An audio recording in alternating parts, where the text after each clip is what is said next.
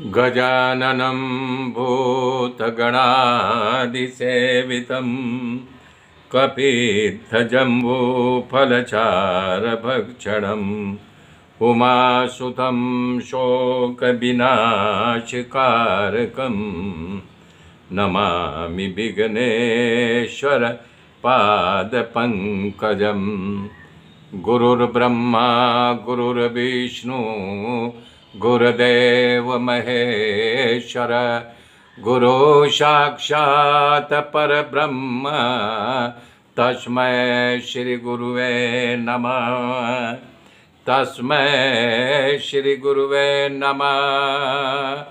या कुन्देन्दु तुषारहारधवला या शुभ्रवस्त्रावृता या वीणाभरदण्डमण्डितकरा या श्वेतपद्मासना या ब्रह्माच्युतशङ्कर पवित्रभिर्देवैः सदा वन्दिता। सा मां पातु सरस्वती भगवती निःशेषजाड्यापहा निःशेषजाड्यापहा। हरे राम राम राम हरे हरे, हरे कृष्ण कृष्ण कृष्ण हरे हरे, हरे राम राम राम हरे हरे, हरे कृष्ण कृष्ण कृष्ण हरे हरे।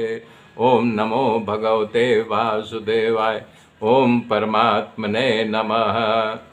मेरे मित्रों, तब भगवान अपने परिवार के साथ हस्तिनापुर की यात्रा किए। भगवान श्री कृष्ण अनाथ सौवीर कुरुक्षेत्र प्रदेशों से होकर के पांचाल मत्स्य प्रदेश से होकर के इंद्रप्रस्थ पहुँचे। सुखदेव जी कथा का विस्तार करते हुए कह रहे हैं कि राजन, भगवान का दर्शन तो दुर्लभ है। युधिष्ठिर को जब पता चला कि भगवान आ रहे हैं तो दौड़ करके गांव की सीमा के जा करके उनका भव्य स्वागत किया। भगवान को बैठते समय उनके आंखों से झरझर झरझर आंसू गिरने लगा। सभी भाइयों ने भगवान से मिले। भगवान पांडवों के साथ इंद्रप्रस्थ में प्रवेश किया। परमात्मा में महल में प्रवेश किया। तब अंतःपुर की स्त्रियों के नेत्र प्रभु के दर्शन करके पावन हो गए।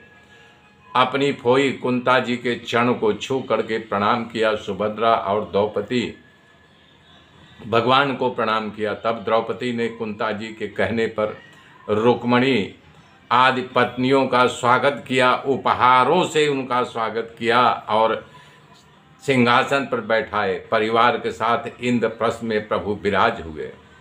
उन दिन पांडवों की सभा में तमाम सभासदों और भगवान को प्रणाम करके महाराज युधिष्ठिर ने कहा, हे भगवान, हे गोविंद, यज्ञों में श्रेष्ठ यज्ञ राजसूय करने की मेरी तीव्र इच्छा है। हे गोविंद, इस यज्ञ में आपकी विभूति और आपके रूप के देवताओं की पूजा करना चाहता हूँ। मुझे आशीर्वाद दो। मेरा यज्ञ पूर्ण हो ऐसा आप मुझे आशीर्वाद दीजिए, आयोजन कीजिए, आज्ञा दीजिए। हे प्रभु, आपके चरणों में कामधेनु है। मुक्ति और भुक्ति दोनों प्राप्त होती है आपके चरणों से। जो विमुख है संसार में, उन्हें तो भोग भी नहीं मिलता है। मुक्ति कहाँ से प्राप्त हो। युधिष्ठिर की बात सुनकर के भगवान श्री कृष्ण ने युधिष्ठिर से कहा, हे महाराज, तुम्हारा निर्णय खूब अच्छा है। इस यज्ञ को करने से पृथ्वी भी संतृप्त होगी और पृथ्वी का भी कल्याण होगा। जब पृथ्वी का कल्याण होगा तो पूरे संसार का कल्याण होगा। हे महाराज, आप राजसूय यज्ञ अवश्य करो। इसमें ऋषि, पितरों, देवताओं और संसार के समस्त प्राणी खुश होंगे और सबका कल्याण होगा। विश्व शांति होगी। ये अजोड़ है, इससे बड़ा यज्ञ हो ही नहीं सकता। सुखदेव जी कथा का विस्तार करते हुए कर रहे हैं। भगवान के इंद्र शब्दों को सुन करके युधिष्ठिर गदगद हो गए।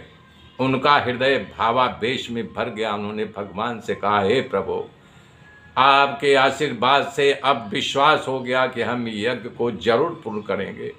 भगवान ने कहा, तुम जरूर पूर्ण करोगे क्योंकि मैं तुम्हारे वश में हूँ।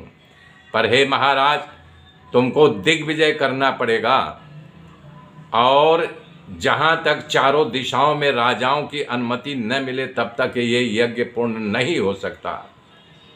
धर्मराज ने कहा, प्रभु, इसकी तमाम ताकत तो हमारे में कहाँ से है, आपकी अंका से ही हम कर पाएंगे।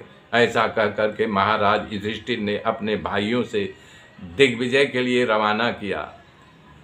युधिष्ठिर के तमाम भाइयों चारों दिशाओं को जीत करके बहुत धन यज्ञ के लिए ले आए, परंतु जरासंध जीता नहीं जा सकता। इस बात की खबर जब धर्मराज के पड़ी तो चिंता हो गई। तब वो भगवान श्री कृष्ण ने कहा कि हे प्रभु, जरासंध के पास अतुलित बल है और उसको हम जीत नहीं पाए। तब भगवान श्री कृष्ण ने कहा कि जरासंध के अतुलित बल है न, उसको जीतना कठिन। सुन करके भगवान धर्मराज से कहा कि महाराज, मुझे उद्धव जी ने एक उपाय बताया है। केवल भीम में ही ऐसी ताकत है कि जो कि जरासंध को परास्त कर सकता है और किसी में ताकत नहीं है कि जरासंध को परास्त कर सके। तब बता रहे हैं कि इसके बाद भीमसेन, अर्जुन और श्री कृष्ण भगवान तीनों ब्राह्मण का भेष बना करके जरासंध के राजधानी में गए और जब वहाँ पहुँचे, जरासंध पता चला कि मेरे यहाँ कोई 3 ब्राह्मण आए हुए हैं, तो आ करके उनका स्वागत किया और सिंहासन पर बैठाया। बोला, हे भूदेव, जबकि वो ब्राह्मण भक्त था। जरासंध ब्राह्मणों का बड़ा आदर करता था। तो जरासंध पूछा कि हे भूदेव, हे विप्रो, आप अगर मुझसे कुछ विनय हुआ हो तो उसे क्षमा कीजिएगा, लेकिन ये पूछना हमारा फर्ज है कि आप किस कारण से, किस हेतु से यहाँ पधारे हैं। मेरा कर्तव्य है पूछना। तब ये नकली बने ब्राह्मणों ने कहा, जरासंध, मैं आपसे कुछ मांगने आया हूँ।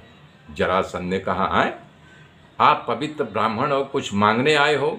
ये हमारे बुद्धि में बात नहीं उतरे, फिर भी आप मांगने आए, बताओ मैं क्या दूं? जब जरासंध ने कहा मांगो, तब जरासंध को चने के झाड़ पर भगवान ने चढ़ाना शुरू कर दिया। भगवान कह रहे हैं, जरासंध सहनशील मानव क्या सहन नहीं कर सकता। कह रहे हैं, जरासंध, दुष्टों ने तो न जाने क्या क्या कर्मों को कर डाले हैं और उदार दिल वालों के लिए क्या न दे डाले, ये कम पड़ता है। और समदर्शी के लिए कोई बात नहीं, शरीर तो नाशवंत है, पर इसी शरीर के द्वारा अविनाशी यश को भी प्राप्त किया जा सकता है न। ऐसा कौन हो जो ऐसा न करे। हे महाराज जरासंध, तुम तो ज्ञानी हो, जानते हो कि इस संसार में कीर्ति पुरुष की गाई जाती है जो अपने अतिथि को सब दे डालता है। राजा हरिश्चंद्र रंती देव की उपासना तो आप जानते ही है न। खेतों में से अन्न बीन करके खाने वाले मुद्गल, दानेश्वरी शिविराज, विरोचन का पुत्र बड़ी राजा, इन सब की पवित्र कीर्ति इस संसार में गाई जा रही है। कारण उन लोगों ने अपना सब कुछ दान में दे दिया था। सुखदेव जी कह रहे हैं, जरासंध इस बात को सुन रहा था, उसके दिमाग में तुरंत शंका हुई कि ब्राह्मण नहीं है।